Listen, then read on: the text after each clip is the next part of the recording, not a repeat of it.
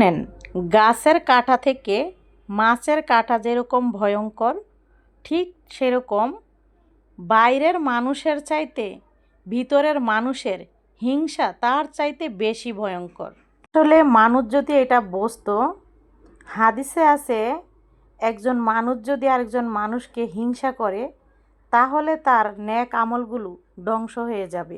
এমন একটি কাঠের টুকরো আগুনে দিলে আগুন সেই কাঠের টুকরোটাকে খেয়ে ফেলে, জ্বালিয়ে ফেলে, ঠিক সেরকম গ্রাম অঞ্চলের মানুষগুলো বেশি হিংসুটে হয়।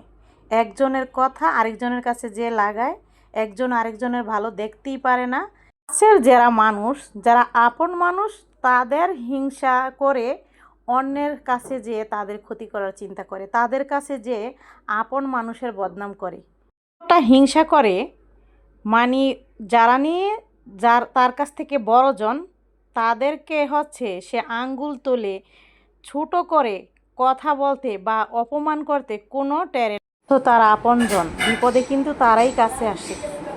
অথচ হিংসার কারণে অন্যায়গুলো যে তাদের সাথে করে, ছোটরা যে বড়দের সাথে অন্যায়গুলো করে, সেগুলো তো ভুলেও তাদের কাছে ক্ষমা চাবে না, মাপ চাবে না, মিলেমিশে থাকবে না। সারাক্ষণ তাদের বদনামগুলো করার জন্য অন্যের বাড়িতে যেয়ে বসে থাকবে, ওর সাথে হ্যার সাথে পরামর্শ, গিবাদ এসব নিয়ে থাকে। কুটনামি যত আসছে, হিংসার কারণে মানুষের কাছে যে সারাক্ষণ কুটনামি নিয়ে বসে থাকে, ফালতু কোথাকার। এই মানুষগুলো ইমানের উপর ভয় কম, তারা নামাজ রোজাও করে কম। মানে রমজান মাস গেলে রোজা তো থাকবেই না, নামাজ তো পড়বেই না। এবং তাদের ভিতরে আল্লাহর যে একটা ভয়, আল্লাহর যে একটা রহমত, মানুষের ক্ষতি করলে যে কি হবে একটা ভয় জিনিস তাদের ভিতরে নেই। এবং আল্লাহর কাছ থেকে কিভাবে ভালো জিনিস পাইতে হইব, আল্লাহকে কেমনে ডাকতে হবে, মানে আল্লাহকে ভয় করা জিনিসটা যে না বোঝে, সে অন্য আল্লাহর যে বিধানগুলো সেগুলো সে বুঝবে কেমনে, সেগুলো সে বোঝার চেষ্টা না করে সে হচ্ছে আপনজনের ক্ষতি করার লিগে সারা বাড়ি হচ্ছে টই টই করে ঘুরে বেড়াবে। কার কাছে বদনাম একটু বলে, জালের বদনাম, ওই ভাসুরের বদনাম, দেবরের বদনাম, ওর বদনাম, শের বদনাম বইলা কতক্ষণে তার হচ্ছে সময় নষ্ট করবে। বিষয় হয়েছে এটা। আমি মনে করি মূল্যবান সময়, আল্লাহর এবাদত করার সময়, সংসারের কাজ করে আল্লাহর এবাদত করো, দোয়া কলেমা শিখো, যেটা না পারো সেটা শিখো, সেগুলো না করে হচ্ছে বদনাম করার জন্য গোল মিটিং দিয়ে বসে।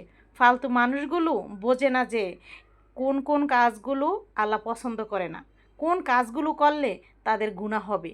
সেই কাজগুলো যদি করে আল্লাহর ইবাদত নিয়ে পড়ে, অন্তত 5 ওয়াক্ত নামাজ পড়ে, হালকা কিছু জিকির আজকার যদি করে অবসর সময়টাতে, তাহলেও কিন্তু তাদের মনটা নরম, তারা হচ্ছে নরম হয়ে অনেক কিছু শিখতে পারে, জানতে পারে।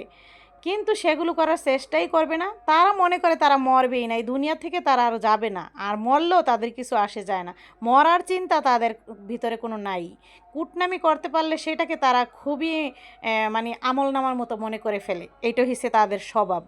মূর্খগুলা মনে করে যে এখন এই বয়সে তাদের আমলনামা করতে হবে না, তারা যখন বুড়ো হয়ে যাবে তখন যাবে কপাল ডুয়াইতে, তখন তো তাদের হাজারটা সমস্যা, তখন যে আল্লাহ এই বয়সকালের নামাজ যে কবুল করবে না বেশিরভাগই, সেটা তারা বোঝে না যে তখন সব কিছু ঠিক থাকবে না।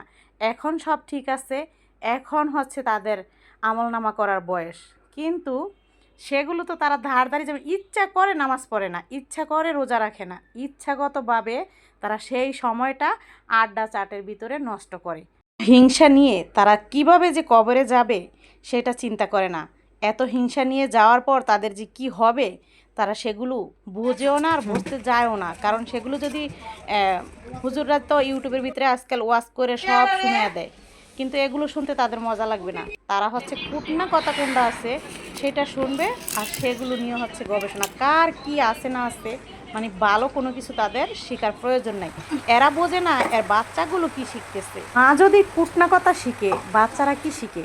বাচ্চাদের সাথে আপনি হাজারটা ভালো ব্যবহারও যদি করে ফেলেন, নিজের প্রাণটা ভাই করেও যদি দিয়ে দেন, ওই যে মায়ের যে কুটনা স্বভাব, সেই কুটনা স্বভাবটা থেকে যায় তার ভিতরে।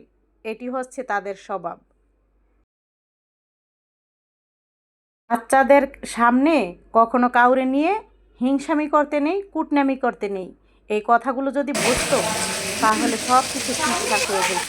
বেশিরভাগ এই গ্রামের মানুষগুলো এইসব জিনিস নিয়ে পড়ে থাকে, হিংসামি কুটনামি এইসব নিয়ে পড়ে থাকে। আল্লাহ যেন এদেরকে কবে হেদায়েত করবে সেটা আমার আল্লাহ পাকই ভালো জানে। আল্লাহ পাক যেন তাদেরকে হেদায়েত করেন, কারণ সময় থাকতে যদি তারা সচেতন না হয়, বাচ্চাদের ভবিষ্যৎ তো নষ্ট তারা করতেই আছে, আর নিজেদের তো কী হবে সেটা বোঝার চেষ্টা করে না, সেটা বোঝেও না। অনেকের মনের কথাগুলো আমি তুলে ধরেছি, কারো হয়তো বা শুনতে তিতও লাগতে পারে। আমি কারো উদ্দেশ্যে ভিডিও বানাই না, কারণ আমার দর্শকরা এইসব কথা শুনতে পছন্দ করে, তাই আমি বানাই। বিশ্বাস না করলে আমার কমেন্ট বক্সে গিয়ে দেখবেন, তাহলেই বুঝতে পারবেন ইনশাআল্লাহ। হোক আল্লাহ যেন এদেরকে হেদায়েত করেন, এই দোয়াই কামনা করি। সম্মানিত দর্শক, আসসালামু আলাইকুম। আমি ফাতেমা বলছি নারায়ণগঞ্জ থেকে। সবাইকে ওয়েলকাম জানিয়ে শুরু করছি নতুন আরও একটি লাইফস্টাইল ব্লগ। আশা করছি সম্পূর্ণ ভিডিওটি শেষ পর্যন্ত দেখবেন ইনশাআল্লাহ। ভিডিওটি আপনাদের কাছে ভালো লাগবে। আজকে হচ্ছে ঘরটর গুজগাছ করেছি, তারপর রান্না করার জন্য পাখির রুমেও চলে গেছি। রান্নাও অলরেডি বসিয়ে দিয়েছি, কিন্তু ভাত বলক আসতে চুলা ডিম করে আর হচ্ছে মাছ ভাজার জন্য মাছ ভাজতে দিয়েছি। মাছের চুলাটা বন্ধ করে চলে গেছি ছাদে, কারণ হচ্ছে অনেক দিন বললে ভুল হবে, মানে অনেক বছর ধরেই আমি বৃষ্টিতে ভিজতেছি না। আর বৃষ্টিতে আমার ইদানিং ভিজতে অনেক ইচ্ছে করতেছিল। তো সব সময় হচ্ছে আমি গুছিয়ে, যেমন রান্না বান্নার টাইমটা বেশিতে বৃষ্টি আসে দুপুরবেলা, আর হয়তো সকালে ওই সময় গোসল করার কোনো সময় না। তো এই জন্য আর নয়তো হচ্ছে দুপুরের পরে নামতো, ওই যে আগে অতদিন কিন্তু দুপুরের পরে আবার নামতো। তো সেই সময় তো আবার গোসল টোসল রান্নাবান্না করেই ফেলতাম। মানে আমার বৃষ্টির টাইমটা হচ্ছে সময় মতো হয় না, আর আমি চাই যে সময় মতো হোক, আমি হ্যাঁ সময় যাবো। মানে এরকম চিন্তা ভাবনা করতে করতে আমার বৃষ্টিতে আর ভিজা হচ্ছে না। অনেক সময় তো অনেক বৃষ্টিতে ভিজি ছোটোবেলা, সেগুলো তো না ভিজলেও কিন্তু কাজে কামে ভিজতে হয়েছে, যেহেতু গ্রাম অঞ্চলে ছিলাম, আমরা ফসলাদি ফলাইছি। কখনো দেখা গেছে সেগুলো শুকাতে দিছি, বৃষ্টি এসে পড়েছে, তখন কি সেগুলো তো তাড়াতাড়ি করে নিতে হবে। সেরকম অনেকভাবেই আমরা বৃষ্টিতে ভিজেছি ইচ্ছা ছাড়াও, আর এখন শখ লাগে তাও ভিজার জন্য সময়ই পাচ্ছি না। তো কী করব, চলে গেলাম বৃষ্টিতে, একটু ভিজলাম। তো আপনাদের সাথে সব শেয়ার করি, সেটা কেন করব না। তো আজকের মতো এখানেই শেষ করছি। সবাই ভালো থাকবেন, আল্লাহ হাফেজ।